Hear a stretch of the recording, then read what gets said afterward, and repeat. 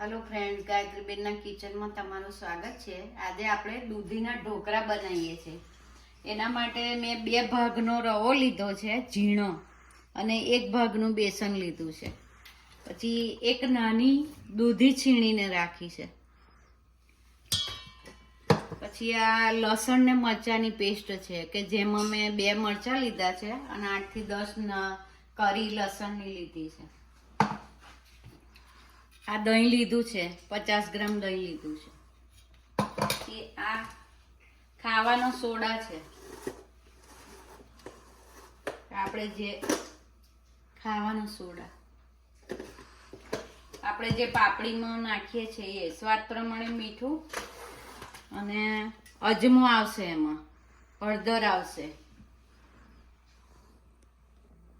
આપણે સૌપ્રથમ આ જે રવો લીધો છે એમાં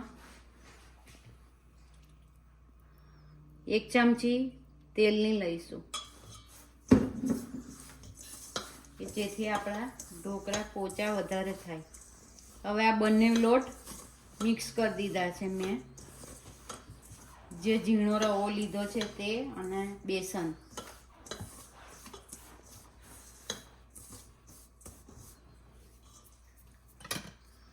હવે એમાં આપણે જે આ દૂધી છીણી નાની મૂકી છે છીણીને એ નાખીશું। એ પાણી સાથે નાખી દેવાની, એટલે આપણે જે પાણી બીજું લઈએ એ ના લેવું પડે। પછી આ પેસ્ટ જે મેં લીધી છે મરચાં લસણની એ નાખીશું। પછી આ દહીં જે લીધું છે એ નાખીશું।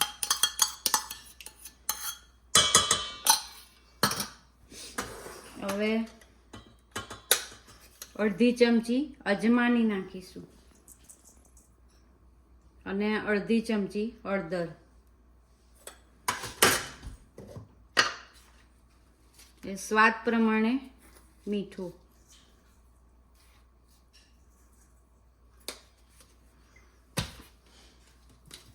અને આ ખાવાનો સોડા છે, અડધી ચમચી નાખીશું।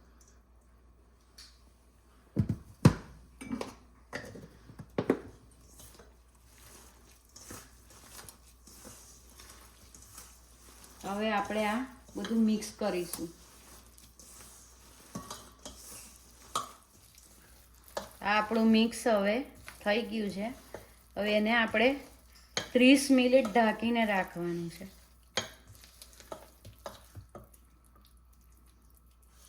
કે જેથી થોડો આથો આવી જાય અંદર। વધારે પડતું રાખવાની જરૂર નહીં, ખાલી 30 જ મિનિટ રાખવાનું ઢાંકીને।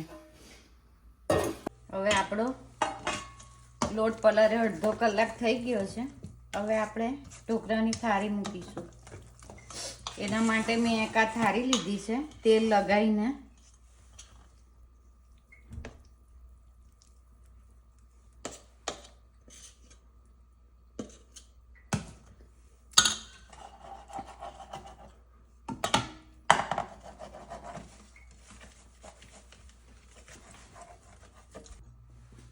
આવી રીતે છૂટું મૂકવાની હોય થાળી તો મેં અહીંયા ગાડી 2.5 ગ્લાસ પાણી લીધું છે, એની મેં ડીશ મૂકી છે।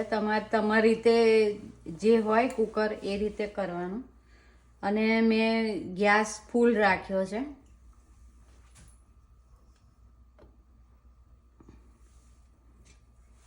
હવે આપણે એને ઢાંકી દઈશું।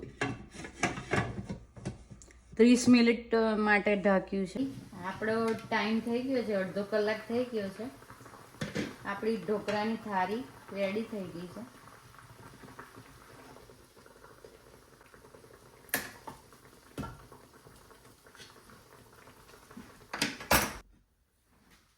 હવે આપણે એક વાડકી લીધી છે, એમાં આપણે તેલ ગરમ કરીશું।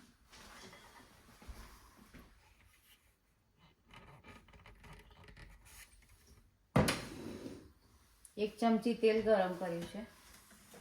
હવે એમાં આપણે અડધી ચમચી રાઈની નાખીશું।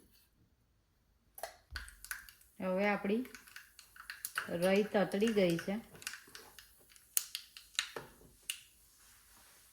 એનીમાં આપણે 1 ચમચી મરચું નાખીશું.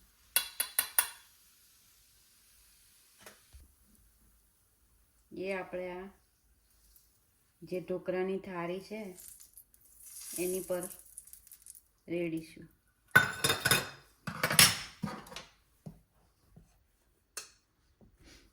હવે આપણે કાપા કરીશું.